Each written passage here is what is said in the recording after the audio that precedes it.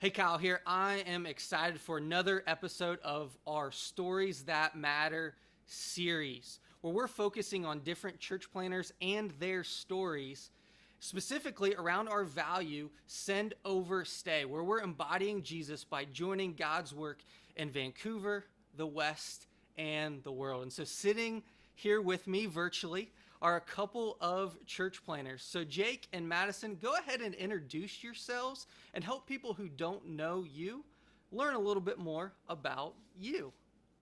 Awesome. Yeah. Hello. Thanks, man. Yeah, really fun to get to be with you. Two things about me that you may not know that are pretty fun details. Number one, I actually am a teacher in Vancouver, Washington. On top of being a pastor and a church planter, I teach eighth grade Bible at Kingsway Middle School in Vancouver. So I love Vancouver very much. I spend quite a bit of time there actually throughout the week, and it's become a really special place to me. And number two, I was born and raised in Kentucky. Let's see. My connection to Vancouver is that I'm a Washingtonian by birth. I'm from the Tri-Cities originally. Jake and I met in California in college. That's kind of how you get him over in Kentucky, me in Washington, ending up in Portland. Yes. And I'm an event coordinator. And that's kind of where my love for gathering community comes from.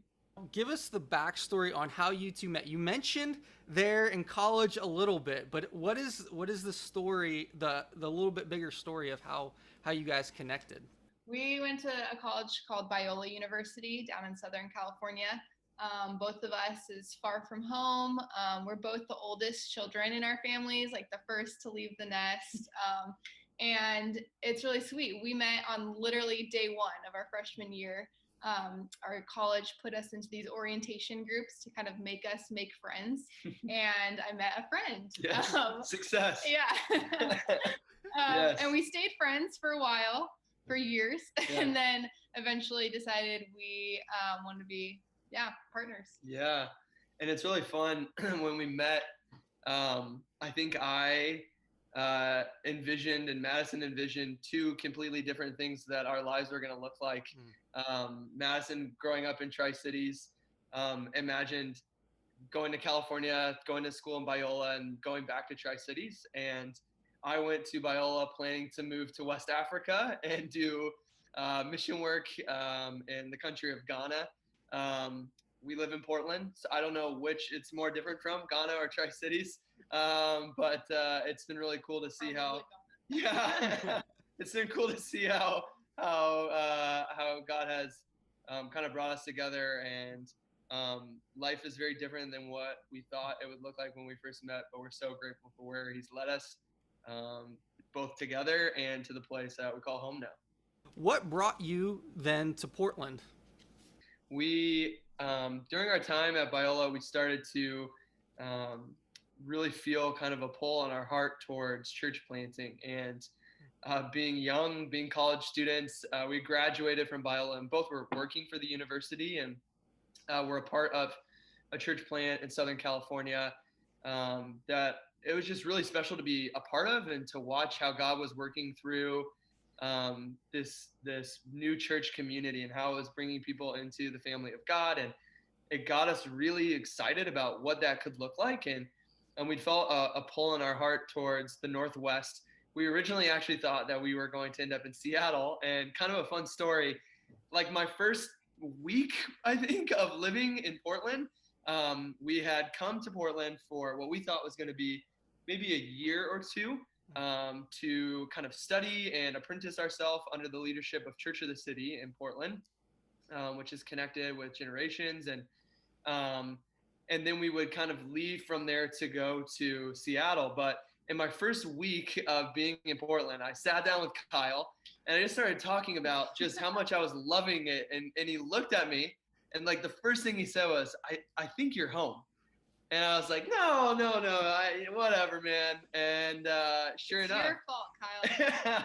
You're welcome. that's it. You're welcome. That's it. So yeah, we came to learn and to grow, and with the thought that we would leave, but Yeah. I don't know, Portland just grew on us so Yeah. much that we can't help but stay, and we can't help but make this city home for the long haul. We just fell in love with, yeah, the city of Portland and the people of Portland, and we can't imagine living elsewhere now. Welcome home. Welcome home. Yes. So you mentioned church planting. Now that sometimes is an ethereal term for people that they hear it tossed around church circles, but aren't quite always sure what church planting is. So for those who are going to watch this, why don't you define church planting for them? What's your definition of church planting? It's a great question, and it's one that I think I've gone back to again and again and again. Um, if you're a business person, sometimes you have to go back and think about like what actually is business. What is my end goal here? What am I trying to do? And I think that 2020 actually, and just everything that's happened in the world and in our city over the last year or so has continually shaped what our idea of church planting is. And so I think for us, church planting is starting and developing and growing in and alongside a new community of Christ followers. So we love the city of Portland, and you can read a lot of statistics about the need for new churches in Portland. It's one of the least church cities in the country. And I think that part of kind of being in this area and looking at this area is that I think people here have a really genuine desire to be a part of something. We've talked to a number of neighbors and friends who are not really followers of Jesus, but they've said, hey, I would want to be a part of something where people get together and it's community, and maybe they don't even believe what we believe yet, but they want to belong to something. And so for us, church planting is creating a community. For us, church is not necessarily a building. Church in and of itself means community. It means the family of believers. And so we want to start a new community where people can come and belong to something as they wrestle with what they believe. And our hope is that through that experience, they would come to follow Jesus. Yeah. I might just add that church planting is really exciting for us, I think, because you're simultaneously doing these two separate things. One is like starting something fresh and kind of new for people to get attached to, and maybe people that previously hadn't found themselves able to attach to a different church. But also you are coming alongside like thousands of years of Christian tradition and joining the broader global community of Christians in just a steady, faithful journey becoming more like Jesus. So Jake mentioned earlier he thought he was going to be a missionary in Africa when he was younger. And I think for us, church planting does have this missionary aspect to it because we're kind of assessing the cultural environment of a community and trying to see how Jesus can best fit into that. And so there's a little bit of entrepreneurial missionary type work that might be just a little different from going to work at the neighborhood church. As you think of just assessing kind of the community in which you live, you mentioned that you have begun to really love where you live. So as you have assessed it, as you have lived in the neighborhood that you now lived, as you think about that community, what about it do you love? I think one of my favorite stories, and one of the things that best kind of encapsulates why we love Northeast Portland so much, would be the story of my friend Abdi. Abdi is a refugee from Somalia. He came to the States about 6 months before we moved to Portland. And so he was brand new to the US and we were brand new to Portland. And I got involved with IRCO, Immigrant and Refugee Community Outreach, which is actually on our street, a couple blocks down. And it's kind of a place where as families are relocating to Portland from different parts of the world, they come through this section. And they had partnered me with Abdi and kind of a refugee mentorship program. He was a high school student. And so I got to help him with his English homework. And while I did that, he would tell me about which streets, if you drive down too fast, they'll take a picture of your license plate and give you a ticket. So we were kind of teaching each other about culture and about this place. And we spent time playing soccer together, and we spent time eating in different restaurants together and in and around these neighborhoods. And just seeing that kind of feel of this community. It's the most diverse part of Portland. It is home to the most amount of our refugee and immigrant neighbors within the city of Portland.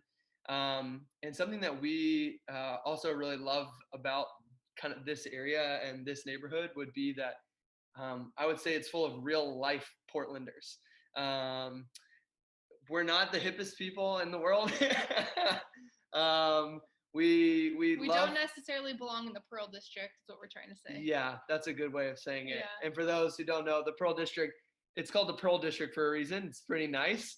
Yeah, we feel ourselves kind of here and feel an attachment to it that's almost hard to put into words sometimes. But we've just come to, I think, have such a mutual kind of appreciation or love for this community that while we want to serve this community and know that it needs the love of Jesus in many ways, it's also taught us a lot. And so we just can't see ourselves not being here. What is something from your personal story that has drawn you to this neighborhood and also has prepared you to plant in this community? I think that for me, SparkNote's version of a piece of my story would be that I really found Jesus while living in Ghana in West Africa. When I was 16, I went on a short-term mission trip there, and God just kind of flipped my world upside down. My family ended up adopting my younger brother from Ghana, and so my family was kind of on and off living there in West Africa for about 6 months when I was a junior in high school. And that experience just flipped my whole world upside down. The church in Ghana, I think, really showed me the beauty of Jesus and following after him. And it was actually my first experience with church planting in a lot of ways. The church in Ghana is growing and multiplying in this beautiful way, not necessarily like a huge church building new campuses, but just communities of believers, 2 at a time, growing into 4 at a time, into 10 at a time. And suddenly they're starting a new community. And I was watching this just kind of more organic style of church planting and believers coming together and then naturally just kind of discipling each other and having that grow and form new communities. And I thought, man, I want to be a part of that. And I felt on my heart at that time, God was calling me to minister where people felt far from God. And so to me, I thought that meant I was going to Ghana for the rest of my life. And a couple years later, I was there and I just was sitting there, and in my spirit, I felt, man, something really special is happening in Ghana. In fact, if anything, I think I need to take what I'm learning here in Ghana and actually take that back where I call home, which is the West Coast. And it was at that time that God really started to put a passion on our heart for the Northwest. And in Ghana, it's very natural to have a spiritual conversation with someone. In Portland, that can be kind of taboo. It's much easier to talk about brunch or a local beer or the Timbers. It's not as easy to just bring up a conversation about what you believe about God or do you believe in God. And so I think that experience really kind of put a fire in my heart to be a part of what God is doing on the West Coast. And to show people that even when they feel far away from God, that he is chasing after them, he loves them, and he wants a relationship with them. I think what I'm hearing as you articulate that and as you share that story is there's a beauty and there's a recognition that God is at work all over the world, and he is constantly molding and shaping us for the right time and place in situation. And I can't help but think some of what has happened over the last year and a half, as we look at our country and as we look specifically at Portland, that this is not a wonderful opportunity to really see God break into just a community where he's already been at work, and it's just kind of naming and identifying people for this task in this neighborhood and community. And so I'm really excited for you guys in particular. And so as you think about the culmination of just bringing your story together with a people in a place, what is your hope for the church in this neighborhood with this group of people? And to ask it another way, in probably the most church planting of terms, like, what is your vision for the church in this community with this people in this place? Oh, we have a lot of ideas and dreams. It's hard to distill into one vision, but I think our main focus for a new community in Northeast Portland is that it would be one that is literally like neighborhood centric, so that our neighbors would come be a part of. That as people see themselves living in a neighborhood, they can see themselves spiritually engaging, maybe for the first time, with their spirituality and with Christianity. So yeah, we want to be an introduction of sorts to people that have previously not found a niche in Christ. And then we also want to be really discipleship focused. We want to be a community that like one-on-one, neighbor to neighbor can be building the kingdom like one disciple at a time. And so I think I don't know, those two aspects are what reach out to me. Yeah, absolutely. You guys are beginning this journey, back several years, and it's kind of progressing. And the goal is, as you progress through this year, to see more people trust and follow Jesus, connect to you guys, thus connect to a church and connect to Jesus. So as you think about the unfolding of the year ahead, I know, dangerous thing, to think too far ahead if 2020 has taught us anything. But what excites you the most about the upcoming year? And what is the most fearful or weighs on you the most as you think towards the future? I'll take the first part. Yeah, okay. The second part. Okay. The scary part. Yeah. Yeah, I think, man, we're not nervous about like putting our ideas on the table, and we're just going ahead and planning things. And if God sees fit to change timelines or ideas, like he can totally do that. But we're just kind of going ahead and seeing what sticks, what happens. I think what we're most excited about for this next year is in the fall of 2021, we want to be an official, established new community. So there'll be a lot of build up until then. But yeah, starting in September, we want to be meeting in various house communities throughout this neighborhood, and then also meeting as a bigger, larger church community. And I think it's that like officialness that is really exciting to me. Yeah. I think when I'm chewing on this idea of the biggest fear or the thing that maybe weighs the most, I mentioned that I also am a middle school Bible teacher. So part of our vision for church planning is having a bivocational team that is helping pastor and disciple our neighbors, but is also involved in local business and teaching in the school system as a nurse, whatever it might be. I was talking with my students today about 2021 and what are their goals. I asked them this exact question: what excites you? What makes you worried? And they were saying, in September, in the fall, I'm going to high school. And I'm so pumped and I'm so terrified about the same thing. And I thought, I couldn't agree with you more, because I'm going to be doing this thing that is so exciting and so scary in the fall. And as I was trying to articulate to these young, 13 and 14-year-olds that it is going to be one of the most exciting and terrifying things you've ever done at the same time, I just felt in my presence as I was praying for them, like, God, be with me in my excitement and my fear, because what are you afraid of when you're 14 is just, it's a little bit different. And it's kind of a lot of ways the same when you're an adult, when you're doing anything. And for us, going into church planning, you're afraid to fail. And I think I was reminded today, just even by the Spirit, that failure is really defined so differently for the life of a Jesus follower. And if this thing that we're seeking to do doesn't take off and become something that a best-selling book is written by, that's not failure.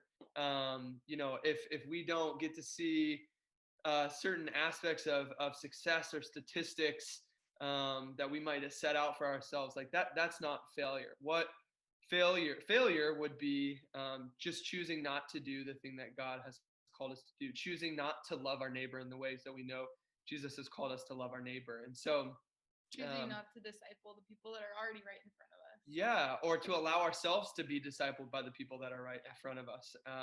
Jesus has called us to love him and to love our neighbor, period. And so failure is defined so differently for us. It's not defined by statistics. It's not defined by success in like a worldly way, but by what it looks like for us to love God and love our neighbor. And with that in mind, that's what I'm most excited about too. It's truly, I think, inspiring for people to know that it is that simple. Love God, love people, like be where he's put you, like be obedient to that. And so with that being said, I'm sitting in Salmon Creek right now in Vancouver. You've got some connection. You're going to be just down the road across the river as you start this new faith community. How can people who live in Vancouver, how can people who live in Salmon Creek best support you all in this new endeavor? I think I'm going to give the obvious Christian answer and just saying, like, we would really love your prayer. I think sometimes Vancouver and Portland, Salmon Creek and Portland feel like an ocean away, not just a river away. But we just would really, want your prayers for the best for people in Northeast Portland, that even if they feel like they're different people from you, if they believe different things, that that you would just still pray for the best for them, pray for God's best for them. We believe that that's a relationship with him. And so, would you just pray for the churches that are already here in these communities, and like this new church in the fall? Yeah, I've been struck reading the story of Jesus over the last year and thinking about how it's really hard for us to love our actual neighbor sometimes. I think it's easier at times almost love theoretically or conceptually, but it's harder sometimes to love your actual neighbors because your actual neighbors disagree with you and they live differently and they kind of get under your skin at times. And I think the way that I would ask most of all for our friends in Salmon Creek and in Vancouver to support us is by loving Portlanders. That can be difficult at times. We're a crazy odd bunch sometimes. And I think that at times, whether you're living 2,000 years ago in Palestine and it's the Jewish and Samaritan neighbors who had a hard time not stereotyping each other and kind of thinking that they're better than the other, I think that can be true sometimes of Portlanders and those from Vancouver.